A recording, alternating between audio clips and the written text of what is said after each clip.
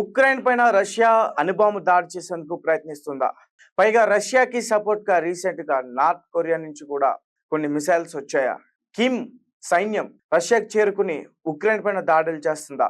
Recent గా Kim అలాగే రష్యాకి సంబంధించి ఆర్మీ చీఫ్ సెర్గీ షోయిగు వీళ్ళిద్దరు కూడా భేటీ అయ్యారు. అసలు వీళ్ళిద్దరు దేని గురించి చర్చించారు? 10,000 12,000 మంది కొరియా సైనికులు రష్యాలో ఏం చేస్తున్నారు? ఉక్రెయిన్ పై దాడి చేస్తున్నారు.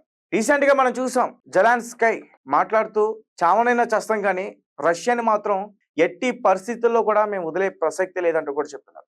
అలాగే పుతిన్ పైన ఒక డ్రోన్ అటాక్ చేయించారు.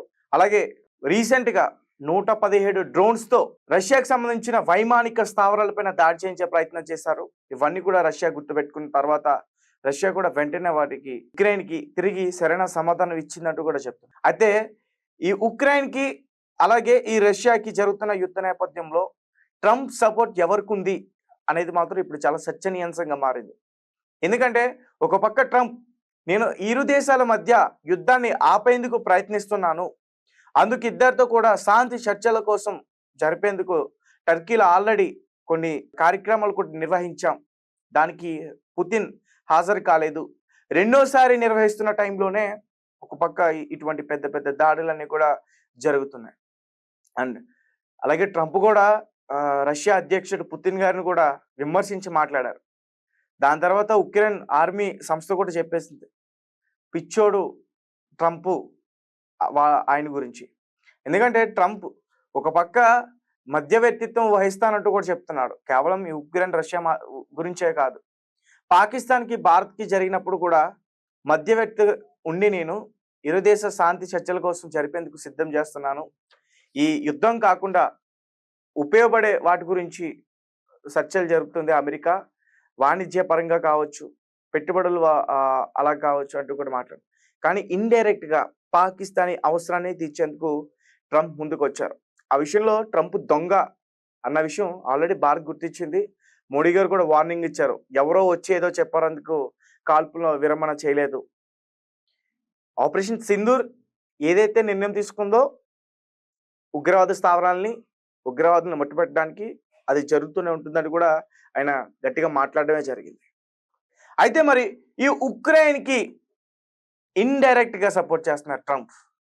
ఏమో వాళ్ళకి సంబంధించి వాళ్ళ దగ్గర ఉన్న మిసైల్స్ని అమ్మొచ్చేమో, కొన్ని $1,000,000 పెట్టే కదా రీసెంట్ గా టర్కీకి మిసైల్స్ని ఇచ్చారు. టర్కీ పాకిస్తాన్కి సపోర్ట్ చేసింది, పాకిస్తాన్ భారత్ యుద్ధం చేసింది. సో మొత్తానికి ఇప్పుడు చాలా బలంగా వినిపిస్తుంది, ఎట్టి పరిస్థితుల్లో ఉక్రెయిన్ పైన అణుబాంబు దాడి చేసేందుకు సిద్ధమవుతున్నారు. ఎందుకంటే రీసెంట్ గా వాళ్ళు అటాక్ చేసింది చిన్న అటాక్ కాదు, ఈ జరుగుతున్న 3 సంవత్సరాల్లోనే చాలా చాలా పెద్ద అటాక్. ఒక రకంగా రష్యాది పై చేయి అనుకోవచ్చు. ప్రతి యుద్ధం చేసిన ప్రతిసారి, అటాక్ చేసిన ప్రతిసారి కూడా రష్యాది పై చేయి. కానీ రీసెంట్ గా ఉక్రెయిన్ పై చేయి సాధించింది. మరి పుతిన్ ఊరుకుంటారా? రష్యన్స్ ఊరుకుంటారా? వాళ్ళ ఆర్మీ ఊరుకుంటుందా? ఏదో సన్నాహాలు చేస్తున్నారు. ఇప్పటికే అక్కడ ఆ విజువల్స్ అన్ని కూడా చూస్తుంటే భయం అనిపిస్తుంది. మొత్తం కూడా పూర్తిగా ధ్వంసం అయిపోయి ఒక లావా కారుతున్నట్టు, ఒక అగ్నిపర్వతం పేలిపోయి ఒక లావా ఎలా అయితే కారుతుందో ఆ రకంగా కనిపిస్తుంది ఉక్రెయిన్ బోర్డర్స్ ఏరియాలో. సో జెలెన్స్కీ కూడా ఎక్కడ కూడా వెనక్కి తగ్గట్లే. సో అసలు north Korea Kim Jong Un ఇతను ఎంత రాక్షసుడో ప్రపంచానికి బాగా తెలుసు. చిన్న దేశమైనా కానీ గజ గజ వణికిస్తాడు అందరినీ కూడా. కిమ్ అంటే వాళ్ళ దేశస్తులే కాకుండా ఇతర దేశంలో ఉన్న వాళ్ళు కూడా భయపడతారు, అంత పెద్ద చరిత్ర ఉంది కిమ్కి. సో అలాంటి కిమ్ రష్యా ఆర్మీ చీఫ్ సెక్యూరిటీకి సంబంధించి సెర్గీ షోయిగుతో అసలు ఏం మాట్లాడారు, ఏంటి, ఎలాంటి అటాక్ చేయబోతున్నారు, పూర్తిగా మద్దతుని ఇచ్చారు వాళ్ళు. పూర్తిగా రష్యాకి మేము మద్దతు ఇస్తున్నాం, రష్యా సార్వభౌమాధికారాన్ని కాపాడేందుకు నార్త్ కొరియా ఫుల్ సపోర్ట్ ఉంటుందని కూడా చెప్పారు.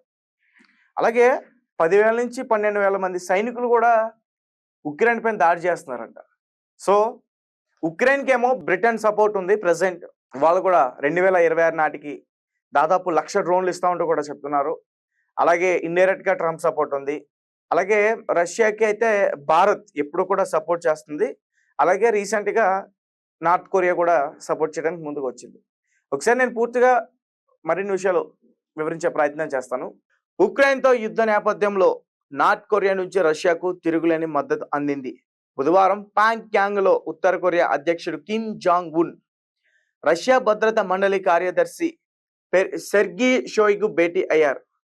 ఈ సందర్భంగా కీవ్‌తో యుద్ధానికి రష్యా తాము బేషరతుగా మద్దతు ఇస్తున్నట్లు కిమ్ వ్యాఖ్యానించారు. ఈ మేరకు అక్కడికి అధికారిక మీడియా కూడా వెల్లడించింది. ఉక్రెయిన్‌తో యుద్ధం విషయంతో సహా అన్ని కీలకమైన అంతర్జాతీయ రాజకీయ సమస్యలతో రష్యా వైఖరిని, ఆ దేశ విదేశాంగ విధానాలకు ఉత్తర కొరియా బేషరతుగా మద్దతిస్తుంది. ఆయన స్వయంగా కిమ్మే మాట్లాడుకుంటూ చెప్పారు మీడియాకి. ఈ భేటీలో ఇరు దేశాల మధ్య వ్యూహాత్మక భాగస్వామ్యం బలోపేతం వంటి పలు అంశాలపై ఇరువురు నేతలు చర్చించుకున్నట్లు తెలిసింది. కుర్స్క్ ప్రాంతం పునర్నిర్మాణించే అంశంపై కూడా మాట్లాడుతున్నారు. షోయిగు ఉత్తర కొరియాలో పర్యటించడం ఈ ఏడాదిలో ఇది రెండోసారి. ఆయన మార్చిలోనే ఈ దేశంలో పర్యటించి కిమ్తో భేటీ అయ్యారు. అప్పుడు కూడా రష్యా తన సార్వభౌమాధికారం, ప్రాంతీయం సమగ్రతను కాపాడుకునేందుకు చేస్తున్న పోరాటంలో తాము ఎల్లప్పుడూ అండగా ఉంటామని కిమ్ స్పష్టం చేశారు.